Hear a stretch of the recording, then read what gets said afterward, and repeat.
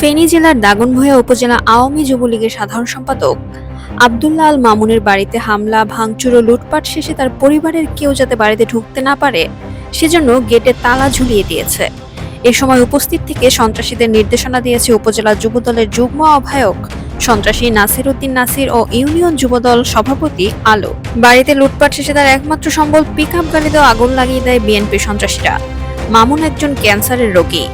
এখন তিনি তার চিকিৎসা খরচ বহন করতেও রীতিমতো হিমশিম খাচ্ছে। শুধু এখানেই শেষ নয়, এই সন্ত্রাসীদের নির্দেশে ওনাকে 7টি মিথ্যা হত্যা মামলার আসামি করা হয়। বিএনপির চিহ্নিত সন্ত্রাসীদের কি বিচার হবে না? দেশে কি আইন আদালত নেই?